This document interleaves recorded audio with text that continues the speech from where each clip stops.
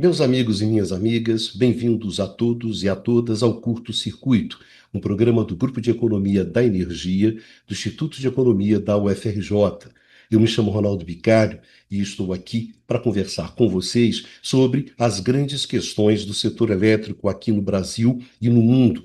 Nesse Curto Circuito 84, nós vamos conversar com vocês sobre os novos cenários energéticos mundiais da Agência Internacional de Energia, apresentados no último Panorama Energético Mundial 2025, que acabou de ser publicado.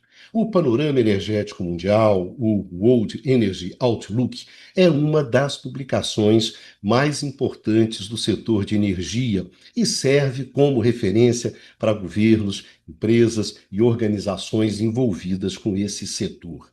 No programa de hoje, nós vamos conversar com vocês justamente sobre as perspectivas de evolução do sistema energético mundial nos próximos anos, apresentadas pelo Outlook 2025. Antes de começar, alguns lembretes importantes. Primeiro, se vocês quiserem se aprofundar na discussão sobre o setor elétrico, nós temos um canal no YouTube específico para o curto-circuito.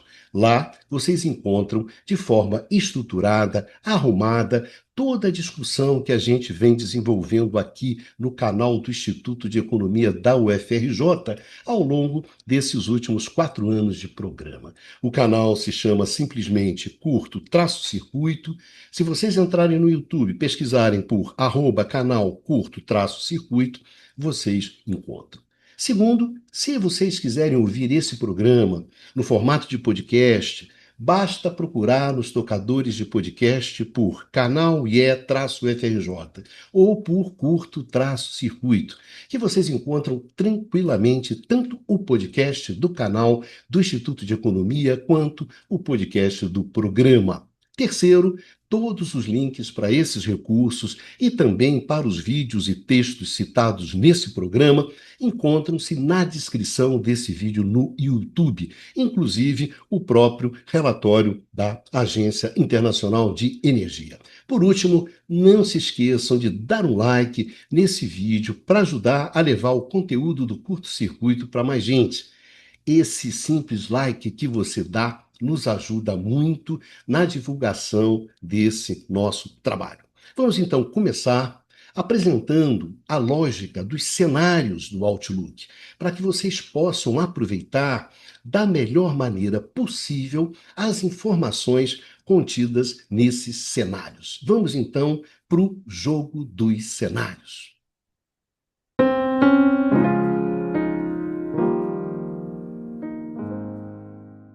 A primeira questão importante sobre os cenários do Outlook é que eles não são previsões, eles não têm esse caráter preditivo, eles não têm a intenção de prever o que vai acontecer. Na verdade, eles falam sobre diferentes possibilidades de futuro a partir de diferentes políticas implementadas pelos governos. Todos os cenários têm um ponto de partida comum, que são os dados atuais sobre oferta e demanda de energia, mercados, custos, tecnologias. Todos os cenários consideram o mesmo crescimento econômico e o mesmo crescimento populacional. O que os diferenciam são os distintos pressupostos sobre as políticas e seus objetivos finais, assim como as diferentes capacidades de superar as barreiras tecnológicas, de tal forma que são justamente as diferentes premissas sobre essas políticas, esses objetivos e essas capacidades que geram os diferentes futuros energéticos. Dessa maneira, os cenários nos permitem explorar as consequências de diferentes escolhas políticas sobre a evolução da segurança energética, da acessibilidade e da sustentabilidade. Enfim, os cenários nos contam justamente sobre o impacto de distintas políticas sobre a segurança energética, sobre a acessibilidade econômica à energia e sobre a sustentabilidade ambiental. Cabe lembrar que essa maneira de utilizar os cenários é consistente com a história da Agência Internacional de Energia. A agência nasceu no contexto dos grandes desafios impostos pelos choques de petróleo dos anos 70. Ali, a busca de políticas públicas para enfrentar os impactos econômicos, políticos e sociais impostos por esses choques era crucial. E a simulação do alcance e da efetividade dessas políticas a partir da configuração de cenários era fundamental dentro desse jogo. Então, a simulação dos impactos de diferentes políticas energéticas via a construção de cenários faz parte do DNA da Agência Internacional de Energia. E é, na essência, o reconhecimento da importância do planejamento e do papel dos governos na evolução do sistema energético mundial. O Panorama Energético Mundial 2025 apresenta dois tipos de cenários: os cenários exploratórios e os cenários normativos. Os cenários exploratórios nos apresentam os resultados esperados da implementação de determinadas políticas. Eles nos dizem sobre onde que nós podemos chegar quando seguimos determinados caminhos. Esse é o caso do cenário das políticas atuais e do cenário das políticas declaradas. O cenário das políticas atuais incorpora todas as leis, os regulamentos, os incentivos, as penalidades, as regras, normas, procedimentos, as organizações que já vigoram, que já estão valendo e que regem o setor de energia atualmente. São aqueles jogadores que já estão no jogo.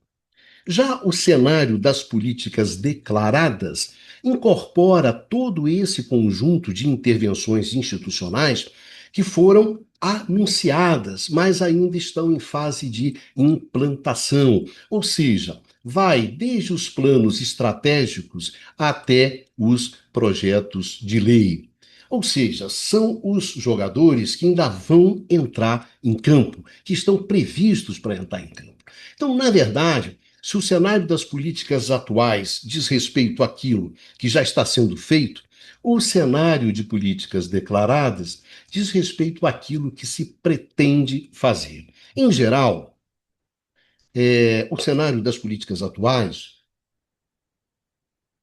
assume um progresso lento na superação de desafios e barreiras tecnológicas, enquanto o cenário de políticas declaradas assume que uma velocidade maior de mudança é possível. Nesse sentido, pode-se afirmar que o cenário das políticas atuais ele é mais conservador do que o cenário das políticas declaradas. Outro tipo de cenário apresentado pelo Outlook 2025 são os cenários normativos.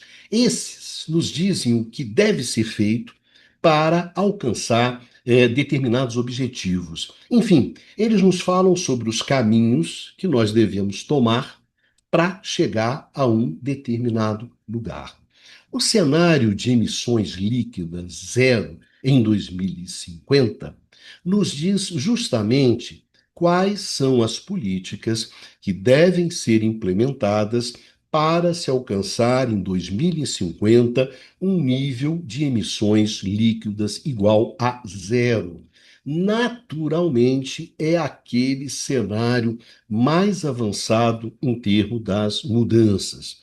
O cenário acelerando o acesso aos serviços de cocção limpa e eletricidade é um roteiro para alcançar o acesso universal à eletricidade até 2035 e um cozimento, uma cocção limpa até 2040. Então, esses são os quatro cenários apresentados pelo Panorama Energético Mundial 2025.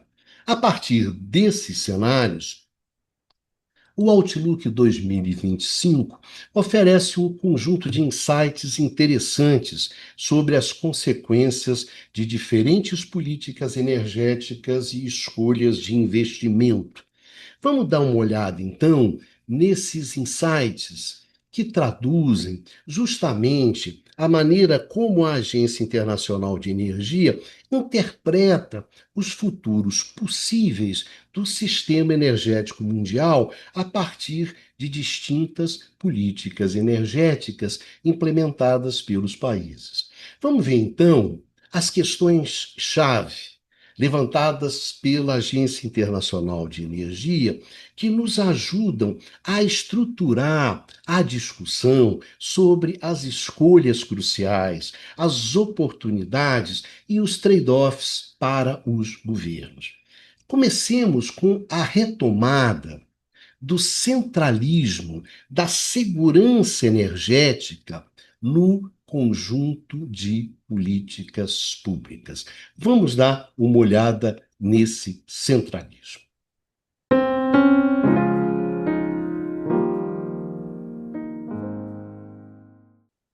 A primeira grande questão levantada pelo Outlook 2025 é a colocação da segurança energética no centro da atenção dos policymakers, dos formuladores de políticas públicas. Ou seja, diante de um mundo instável, a segurança energética ela assume um papel central, ocupando o primeiro lugar da lista de prioridades desses policymakers. As ameaças urgentes e os riscos de longo prazo fazem com que a energia ela se torne uma questão central de segurança econômica, de segurança nacional.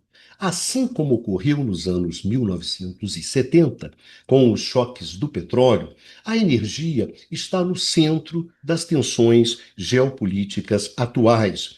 Contudo, diferentemente daqueles anos, os riscos, eles não se resumem àqueles riscos tradicionais do fornecimento de combustível.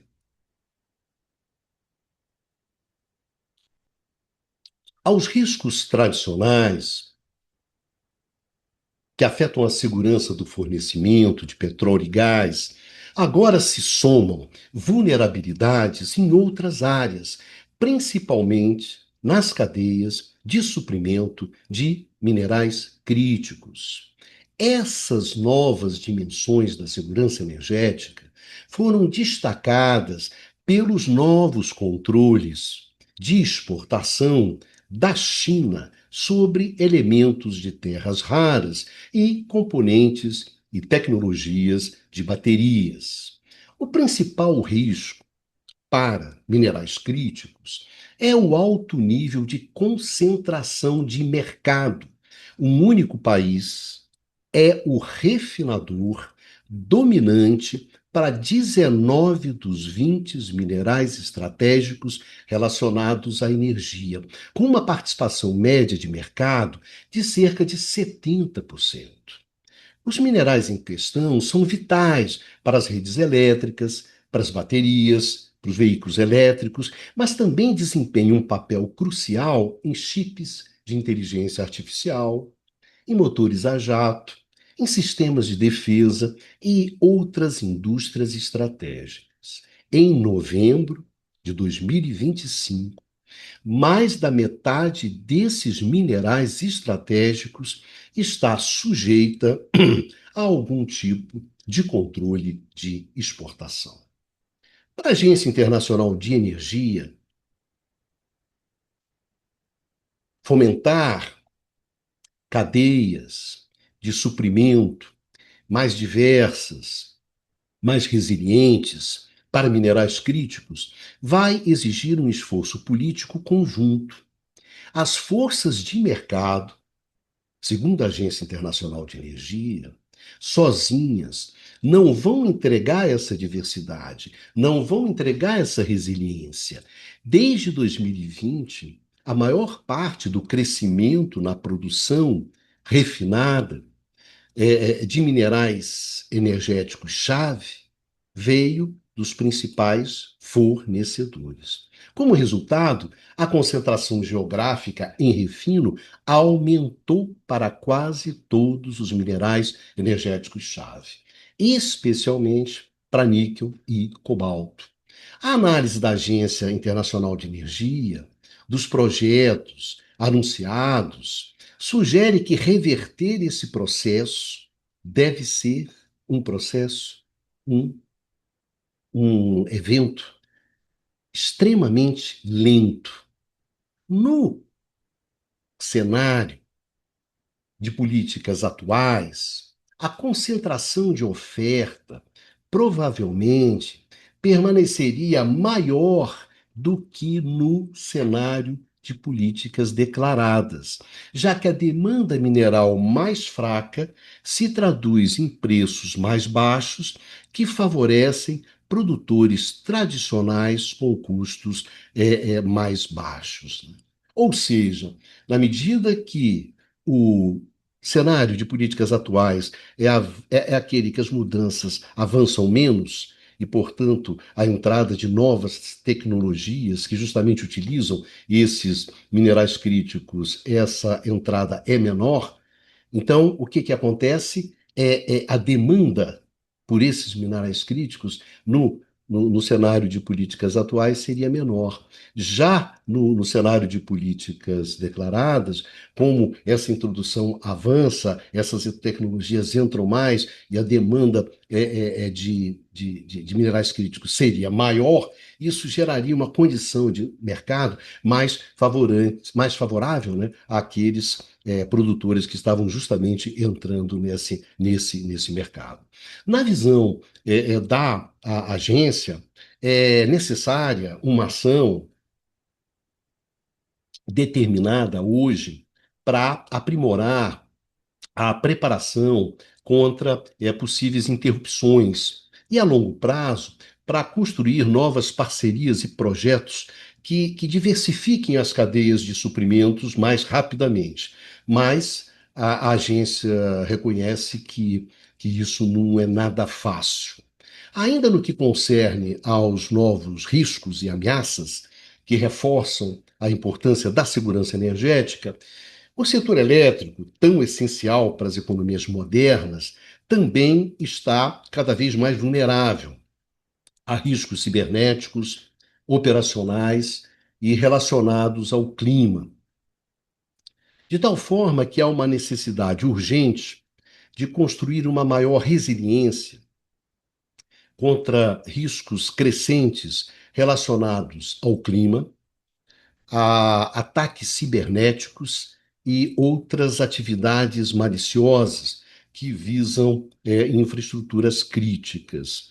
Um novo conjunto de dados da Agência Internacional de Energia mostra que recentes interrupções operacionais anuais na infraestrutura energética crítica afetaram o fornecimento de energia de mais de 200 milhões de residências ao redor do mundo. Secas limitam a produção de hidrelétrica e de alguns geradores térmicos, na medida em que falta água justamente para a refrigeração desses geradores térmicos, né? Enquanto tempestades, enchentes e incêndios florestais forçam o desligamento e danificam diferentes tipos de instalações de energia, desde usinas solares até instalações offshore de petróleo e gás. As linhas de energia, elas são particularmente vulneráveis. As redes de transmissão e distribuição, elas foram afetadas em cerca de 85% dos incidentes. Os riscos relacionados ao clima, eles devem aumentar em todos os cenários, na medida em que em todos os cenários se ultrapassa aquele 1,5 graus Celsius de aquecimento global por volta de 2030. E esses cenários eles divergem apenas após 2035. Então, por volta de 2030, a gente vai alcançar 1,5 graus Celsius de aquecimento. Então, esse aumento é evidente que tem implicações fortes sobre as infraestruturas energéticas. A segunda questão colocada pelo Outlook 2025 é o papel central desempenhado pela eletricidade na evolução da dinâmica energética contemporânea. É o que a agência chama da era da eletricidade. Vamos ver então as implicações desse centralismo da eletricidade na dinâmica energética.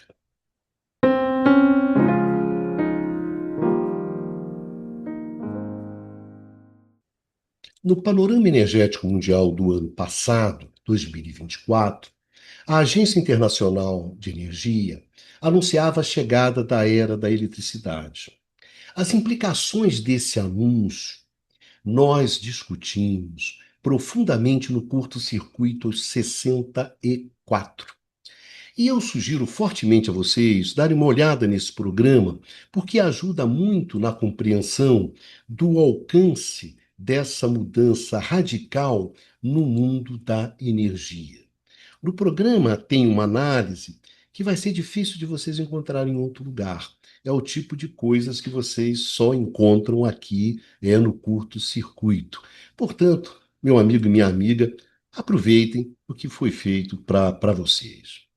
No Panorama Energético Mundial 2025, a Agência Internacional de Energia considera que a era da eletricidade ela já chegou.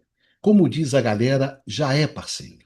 A eletricidade já está estabelecida no centro das economias modernas e a demanda por eletricidade cresce muito mais rápido do que o consumo total de energia em todos os cenários. Esse aumento vai a cerca de 40% até 2035, tanto no cenário das políticas declaradas, quanto no cenário de políticas atuais. E mais de 50% no cenário de emissões zero. Ou seja, cresce 40% nos dois cenários de políticas atuais e de políticas declaradas e vai a 50% no cenário de emissões líquidas zero. O crescimento da demanda, ele ocorre em proporções variadas, incluindo eletrodomésticos, aparelhos de ar-condicionado, manufaturas avançadas e outras indústrias leves, mobilidade elétrica, data centers e aquecimento eletrificado. Os investidores, eles estão reagindo a essa tendência. Para vocês terem uma ideia, os gastos com fornecimento de eletricidade e eletrificação do uso final já representam metade, note bem, metade do atual investimento global em energia.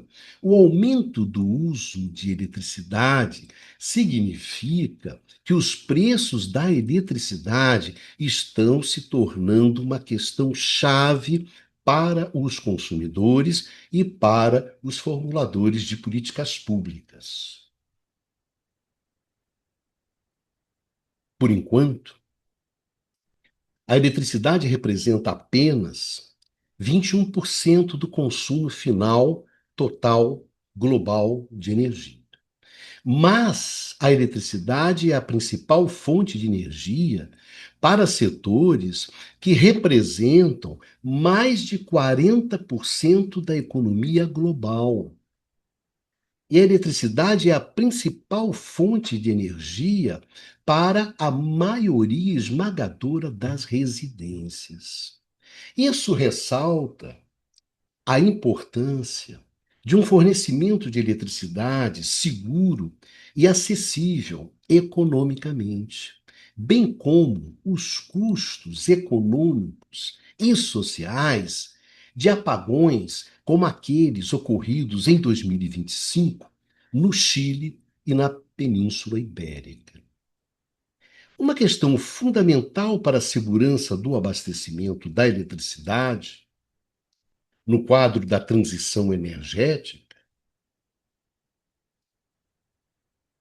é a velocidade com que novas redes, armazenamento e outras fontes de flexibilidade do sistema de energia são implementadas. Por enquanto, por enquanto, alguns desses elementos estão bastante atrasados. Para vocês terem uma ideia, os investimentos em geração de eletricidade avançaram quase 70% desde 2015, atingindo US$ 1 trilhão por ano. Mas o gasto anual com rede, esse gasto aumentou menos da metade do ritmo, chegando a US$ 40 bilhões. Isso aumenta o congestionamento, isso atrasa a conexão de novas fontes de geração e demanda de eletricidade e eleva os preços dessa fonte de energia.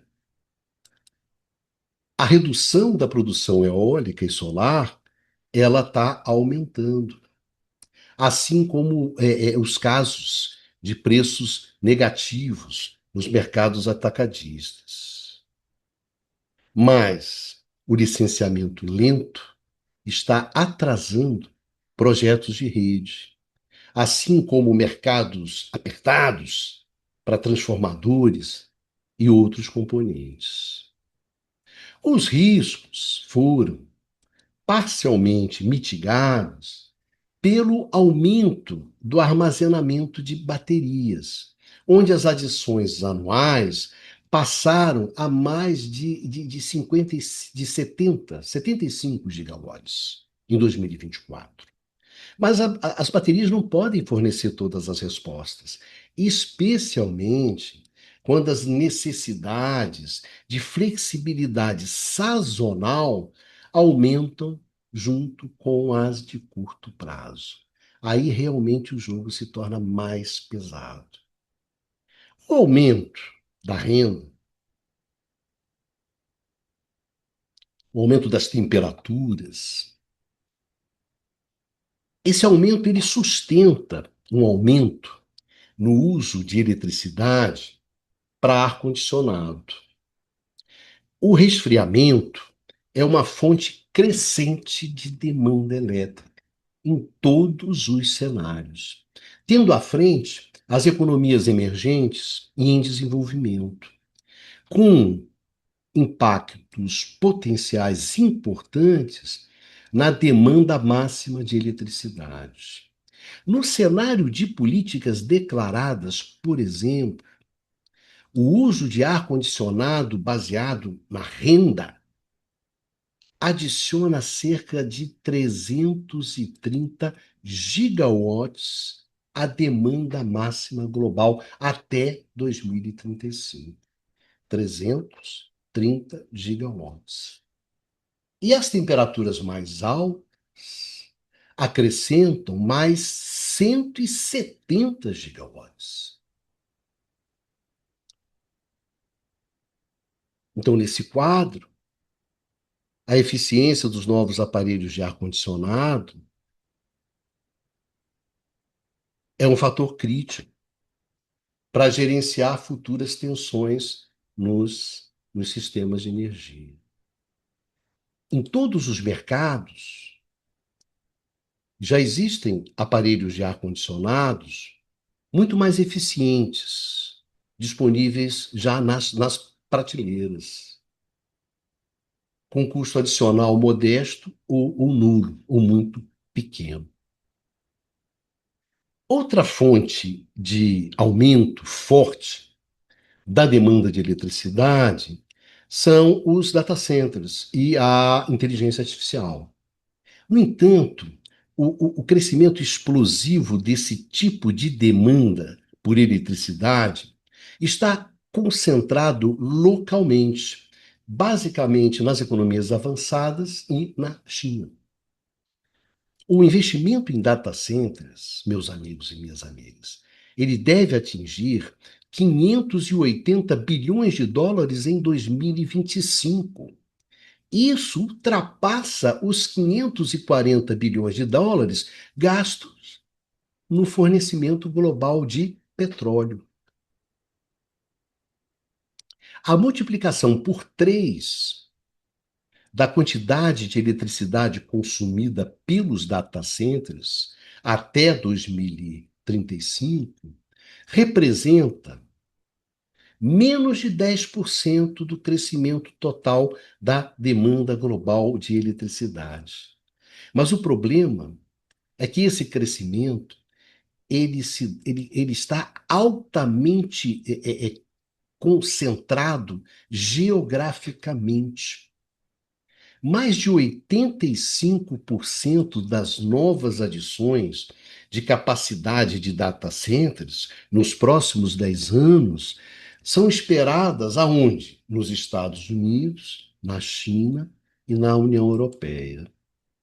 E muitas dessas instalações, novas instalações, elas estão localizadas próximas a clusters de data centers já existentes. Isso coloca uma baita pressão adicional sobre as redes e sobre redes que já estão congestionadas. Isso é para vocês terem uma ideia do tamanho do problema dos data centers. A terceira questão-chave, levantada pela Agência Internacional de Energia, diz respeito ao centralismo de um novo conjunto de países na definição da dinâmica do crescimento da demanda de energia.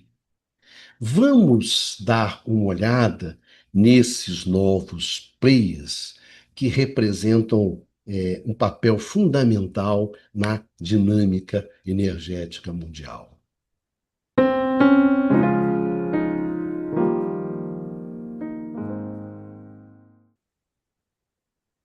Quando a gente pensa o crescimento da demanda de energia em termos regionais, a gente constata que a dinâmica do mercado de energia é cada vez mais moldada por um grupo de economias emergentes lideradas pela Índia e pelo Sudeste Asiático, com a contribuição de alguns países do Oriente Médio, América Latina e da África.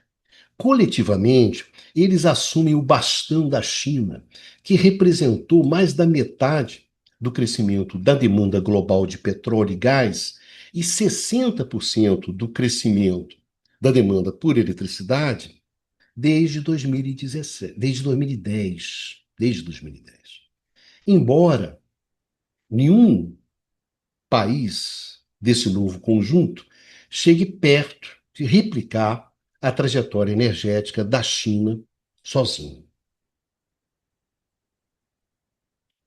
Esse deslocamento no centro de gravidade do sistema energético, ele se reflete em múltiplos indicadores. Por exemplo, entre 2000 e 2010, as economias avançadas representaram metade do crescimento da frota global de carros, por exemplo. Na década seguinte, sozinha, a China fez o mesmo, ou seja, ficou com metade da expansão dessa frota. Entre hoje e 2035, metade do crescimento da frota global de carros vai vir de economias emergentes e em desenvolvimento fora da China. O mapeamento da nova geografia da demanda para a distribuição dos recursos energéticos globais revela que até 2035, 80% do crescimento do consumo de energia ocorre em regiões com irradiação solar de alta qualidade.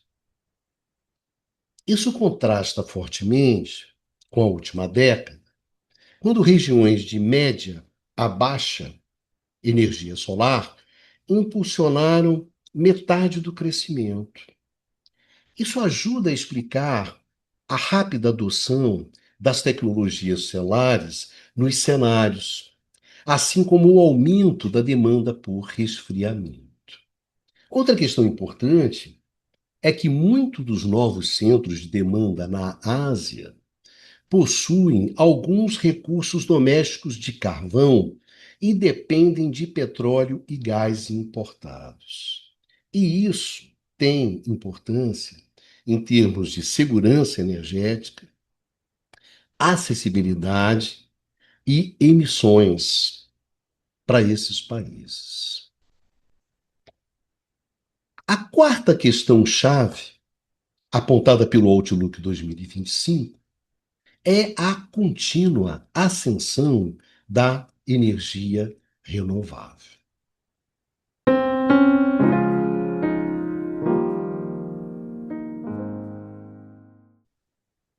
O ritmo varia, mas as renováveis crescem mais rápido do que qualquer outra fonte principal de energia em todos os cenários, lideradas pela energia solar fotovoltaica. No cenário das políticas atuais, onde elas enfrentam ventos contrários mais fortes, as renováveis ainda são responsáveis pela maior parcela do crescimento total da demanda energética, seguidas pelo gás natural e pelo petróleo. Mesmo que as adições anuais de energia solar fotovoltaica no setor de energia estejam estagnadas em torno dos níveis atuais de 540 gigawatts até 2035. No cenário de políticas declaradas, as mudanças políticas implicam que os Estados Unidos tenham 30% menos capacidade de renováveis instaladas em 2035 do que no Outlook do ano passado. Isso é fruto da política energética do Donald Trump, que inclusive nós discutimos aqui no Curto Circuito 81. Porém, em nível global, as renováveis continuam sua rápida expansão. Um boom da implantação da energia solar é acompanhado por um crescimento robusto nas áreas de eólica, hidrelétrica, bioenergia, geotérmica e outras tecnologias, além de melhorias na eficiência energética. A China, ela continua sendo o maior mercado de renováveis, respondendo por 45 a 60% da implantação global nos próximos 10 anos em todos os cenários. E continua sendo o maior fabricante da maioria das tecnologias renováveis. A ampla capacidade de produção de painéis solares e baterias, grande parte dela na China, mantém os preços competitivos, mas também levanta preocupações em alguns mercados. Em 2024, havia capacidade de fabricação suficiente para ter produzido mais do que o dobro de módulos solares fotovoltaicos que realmente foram implantados. E quase 3 vezes mais células de bateria. As exportações chinesas de novas tecnologias energéticas, incluindo veículos elétricos, cresceram para representar quase 5% do total de exportações de bens. E empresas chinesas têm investido em instalações manufatureiras no exterior, na Indonésia, Marrocos, Hungria, Brasil e outros lugares. Embora alguns países, especialmente economias em desenvolvimento, vejam uma grande oportunidade de acessar tecnologias competitivas em custo, também há preocupações sobre o domínio da China nessas novas cadeias de valor. Uma questão fundamental é o que acontece com essa capacidade excedente no contexto de barreiras comerciais, incertezas do lado da demanda, pressões substanciais sobre os preços da tecnologia e queda nas margens de lucro de alguns produtores. A quinta questão apontada pelo Outlook 2025 é a volta da energia nuclear. Vamos a ela.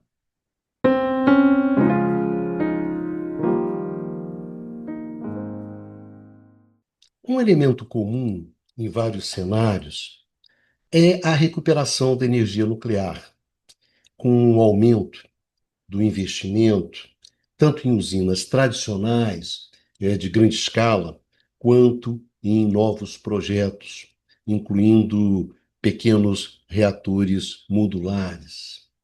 Mais de 40 países agora incluem a energia nuclear em suas estratégias e estão tomando medidas para desenvolver novos projetos.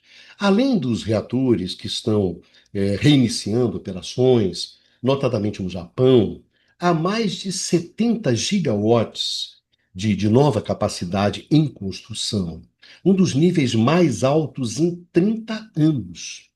Inovação, controle de custos e maior visibilidade sobre os fluxos de caixa futuros são essenciais para diversificar um setor caracterizado por alta concentração de mercado, incluindo para a construção, para a produção de urânio e serviços de enriquecimento.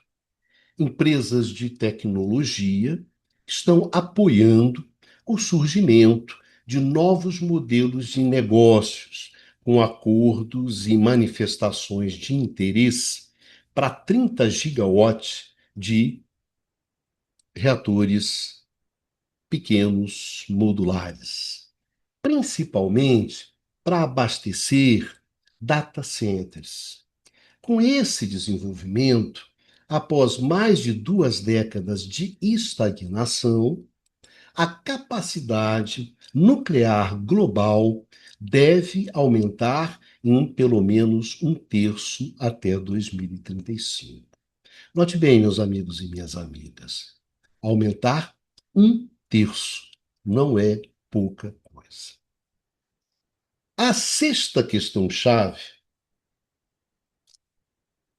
apontada pelo Panorama Energético 2025 é a divergência entre os cenários na configuração do mix energético para o atendimento das necessidades energéticas.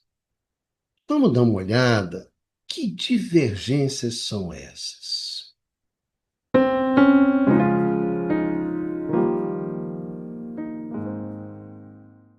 Apesar de algumas semelhanças, os cenários divergem nas formas como as necessidades energéticas são atendidas, refletidas em perspectivas diferentes para o petróleo, para o gás natural e para o carvão.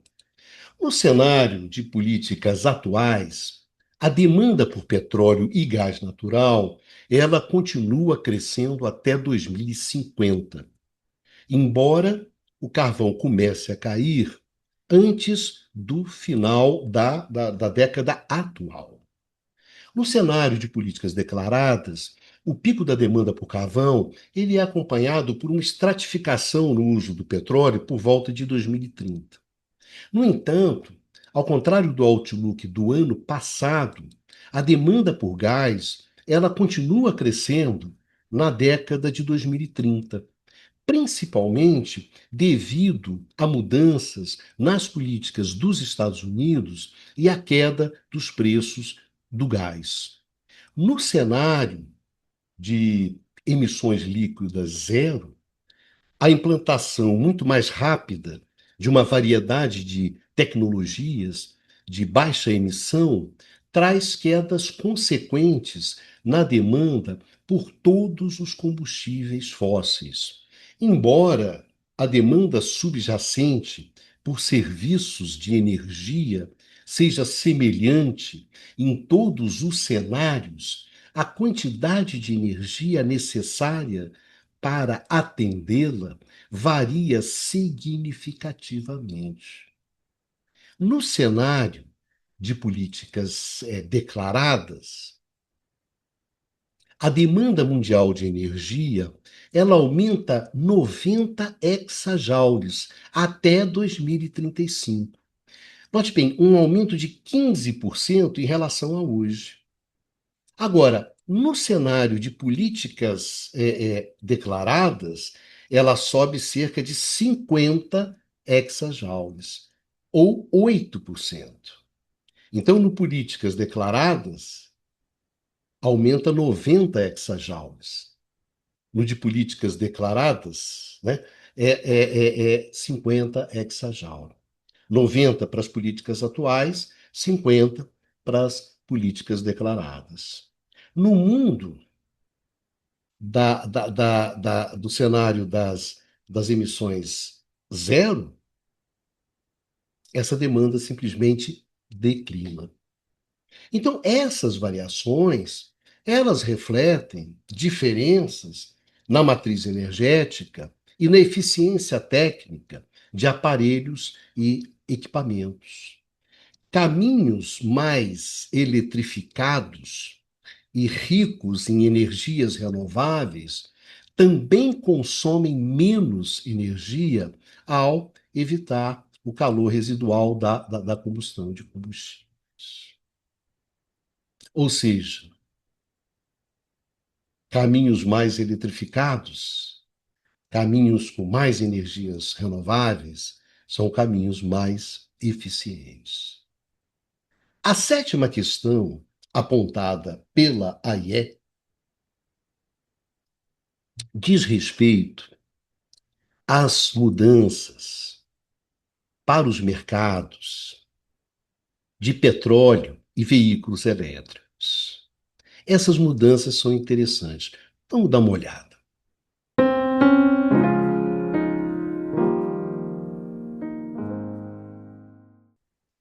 Os mercados de petróleo parecem bem abastecidos no curto prazo, graças a um quinteto de produtores nas Américas, Estados Unidos, Canadá, Guiana, Brasil e Argentina, e ao crescimento moderado da demanda. Mas as pressões de baixa atuais sobre os preços não duram muito no cenário de políticas atuais. As quedas subjacentes na produção dos campos existentes e o crescimento contínuo do consumo fazem com que o excesso atual de oferta de petróleo acabe relativamente rápido.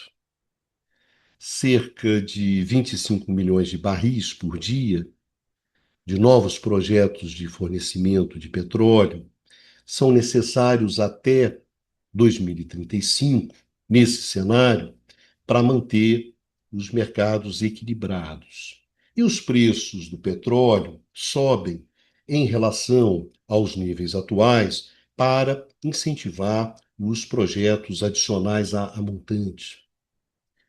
Os veículos elétricos devem representar mais de 25% das vendas de carros novos globalmente em 2025.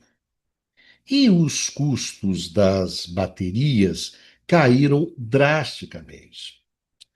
Mas a jornada futura para as vendas de veículos elétricos e demanda por petróleo podem seguir vários caminhos.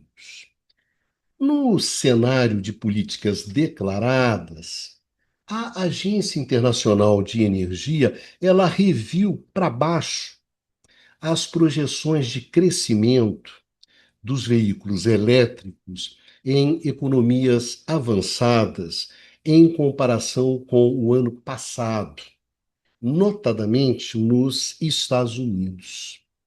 No entanto, a participação dos veículos elétricos nas vendas de carros novos sobe acima de 50% até 2035, globalmente.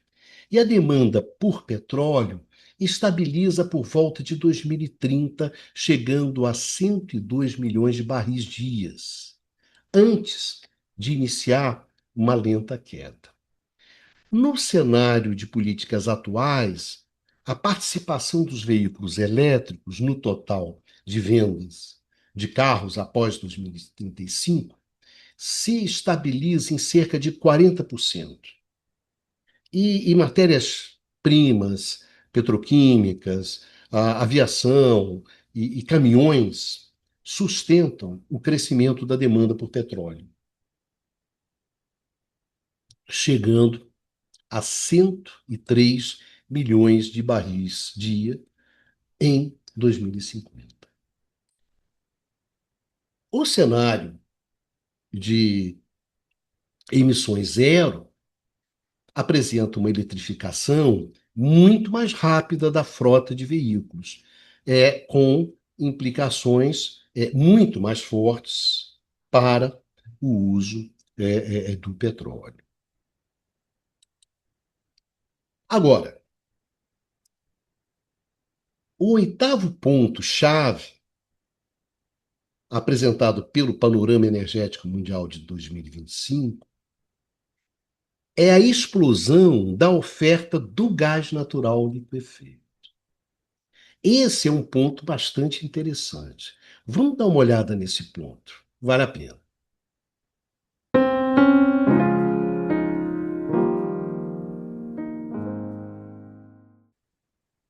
As decisões finais de investimento para novos projetos de gás natural liquefeito aumentaram em 2025, somando-se à onda prevista no fornecimento de gás natural nos próximos anos e prometendo preços internacionais mais baixos. Desde o corte da Rússia nas entregas de gasodutos para a Europa, o GNL tornou-se a forma preferida de negociar gás por longas distâncias, remodelando o comércio global de gás e fortalecendo a segurança energética. Atualmente, há uma capacidade anual de exportação de GNL sem precedentes de 300 bilhões de metros cúbicos, para começar a operar até 2030. Um aumento de 50% no fornecimento global disponível de GNL. Cerca de metade está sendo construída nos Estados Unidos e mais 20% no Catar, seguido pelo Canadá e outros países. A demanda por gás natural foi revisada para cima no cenário de políticas declaradas de 2025, mas ainda persistem dúvidas sobre para onde vai todo esse novo GNL. Europa e China, principais destinos para o novo fornecimento de GNL na última década, devem receber alguns dos novos volumes. Mas o potencial de crescimento é limitado no cenário de políticas declaradas, pelo impulso contínuo em torno da implantação de renováveis, de energia nuclear, em alguns países, e políticas de eficiência também. Enfim, como resultado, o GNL de preços mais baixos acaba fluindo para outras partes do mundo, onde a questão da acessibilidade econômica, leia-se preço, é uma consideração fundamental, notadamente para a Índia e outras regiões do sul e do sudeste asiático. A resposta nesses mercados sensíveis a preços é significativa, mas não o suficiente para usar todo o fornecimento disponível de GNL no cenário de políticas declaradas, resultando concretamente em um excesso de 65 bilhões de metros cúbicos em 2030. Isso poderia ser compensado por uma maior troca de carvão para gás, Mas os preços necessários para isso são difíceis para os exportadores de GNL bancarem. No cenário de políticas atuais, um ritmo mais lento de transição faz com que mais GNL vá para a China e vá para a Europa, absorvendo totalmente a próxima onda de oferta de GNL e mantendo os preços altos. No cenário de emissões zero, um foco concentrado em reduzir as emissões globais, evidentemente, limita o espaço para o gás natural. A nona questão-chave levantada pelos cenários da AIE é sobre o carvão.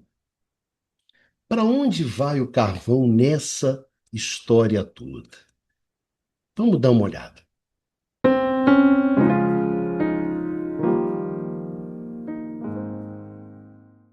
Mais do que para qualquer outro combustível, a dinâmica nos mercados de carvão, ela é determinada por um punhado de grandes economias emergentes e em desenvolvimento, sendo a China, de longe, a mais significativa, seguida pela Índia, Indonésia e outros países do Sudeste Asiático. Cerca de metade da demanda global de carvão, ela é usada para a geração de eletricidade nessas economias. E as perspectivas para o carvão dependem, em grande parte, das necessidades de eletricidade e dependem também se o atual impulso em torno, depende das energias renováveis, ele é sustentado e se o gás pode ser precificado de forma competitiva o suficiente para, para avançar.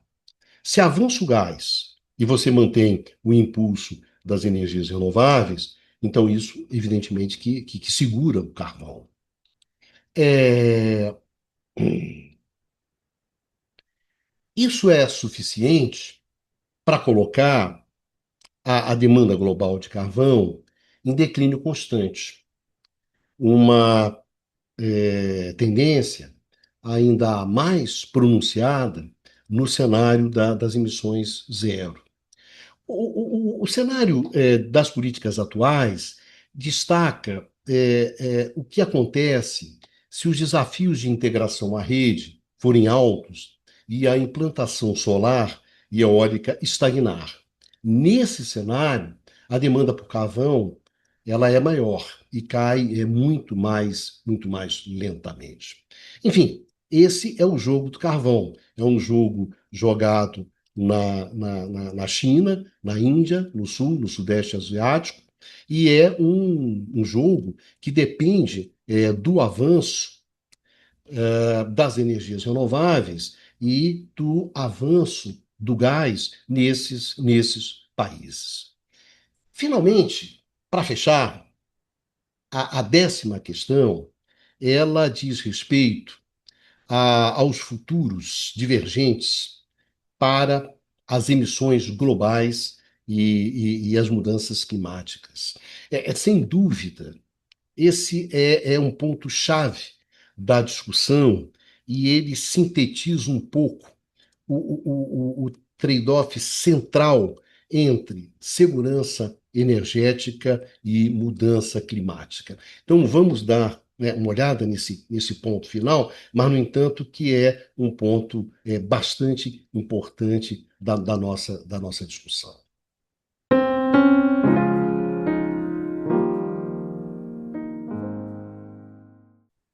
As emissões globais anuais de CO2 relacionadas à energia atingiram um recorde de 38 gigatoneladas em 2024. E no cenário de políticas atuais, elas permanecem em torno desse nível, o que significa que até 2050 estão cerca de 10 gigatoneladas menores do que quando se modelou esse cenário pela última vez em 2019. No cenário de políticas declaradas, as emissões voltam a cair abaixo de 30 gigatoneladas até meados do século. Essas trajetórias, os dois cenários, apontam para um aumento de temperatura no cenário de de políticas atuais de quase 3 graus Celsius em 2100. Nota bem, 3 graus Celsius. Em comparação com um resultado de 2,5 graus Celsius no cenário de políticas declaradas. No cenário atualizado, mesmo no cenário atualizado das emissões zero, as emissões altas, que continuam nos últimos anos, e a lentidão em algumas áreas significam que as reduções de emissões até 2030 são mais lentas do que nas edições anteriores do Outlook. Refletindo essa tendência, ou essas tendências, a ultrapassagem da meta de 1,5 graus Celsius agora é inevitável. Inevitável. O pico de aquecimento no cenário, no cenário de emissões líquidas zero, ultrapassa o 1,5 graus Celsius por várias décadas, retornando abaixo de 1 graus Celsius em 2100. Ou seja, só retorna abaixo de 1,5 graus Celsius em 2100. Graças a uma transformação muito rápida do setor de energia e a ampla implantação de tecnologias de remoção de CO2 que ainda não são comprovadas em larga escala. Nota bem, isso é no cenário mais otimista, naquele que aposta mais em mudanças, que é o cenário das emissões zero em 2050. A Agência Internacional de Energia alega que um caminho que mitigue os riscos mais severos das mudanças climáticas continua viável. E há um forte impulso por trás das tecnologias-chave. Mas, 10 anos após a assinatura do Acordo de Paris, alguns compromissos formais, em nível nacional, diminuíram. Os Estados Unidos se retiraram do Acordo de Paris e a nova rodada das contribuições nacionais para a redução das emissões, anunciada até o momento, em 2025, pouco faz. No geral, para avançar além dos resultados já projetados no cenário de políticas declaradas. As emissões totais relacionadas à energia de países que já enviaram as novas contribuições em novembro de 2020, de 25, era de cerca de 20 gigatoneladas em 2024. A implementação completa de suas contribuições faria com que suas emissões caíssem para 15, 17 gigatoneladas até 2035, uma redução de 11, 25%. E isso está alinhado lá com os resultados do cenário de políticas declaradas. Então, há sinais de que alguns países, notadamente a China, estão se comprometendo com reduções que podem ser confortavelmente superadas na prática. Há um certo conservadorismo nessas reduções. As opções para reduzir substancialmente as emissões, elas são bem compreendidas. E, em muitos casos, elas são efetivas em termos de custo. Inclui ações para impulsionar a adoção de tecnologias eólicas, solares, hidrelétricas, geotérmicas, nucleares e outras de baixas emissões, melhorar a eficiência energética, reduzir as emissões de metano, aumentar a eletrificação dos usos finais, usar combustíveis sustentáveis como hidrogênio de baixas emissões, ou tecnologias como captura, utilização e armazenamento de carbono, né, em casos que a eletrificação não seja viável. Né. O cenário de políticas declaradas, ele está perto de alcançar a triplicação da capacidade de renováveis até 2030, com o objetivo lá da COP28. Com um aumento para 2,6 vezes os níveis de 2022. No entanto, a taxa anual de melhoria da eficiência energética, nesse cenário, ela é apenas de 2%. E está muito longe da meta de 4% que foi acordada como parte do consenso lá dos Emirados Árabes Unidos. Implementar essas ações em larga escala exigiria um esforço internacional intensificado para aumentar os investimentos relacionados à transição em economias emergentes e em desenvolvimento, além de esforços muito mais práticos para garantir que esses investimentos tragam benefícios sociais e econômicos tangíveis no curto prazo. E tudo isso não é fácil de realizar no atual contexto de conflitos geopolíticos declarados. Ou seja, a gente precisa fazer um esforço muito grande e o contexto, evidentemente, não ajuda. Então, concretamente, você aponta para um aumento, né, na temperatura da ordem de 3 graus Celsius, 2,5 a 3 graus Celsius, nos dois cenários, né, das políticas atuais e das políticas declaradas.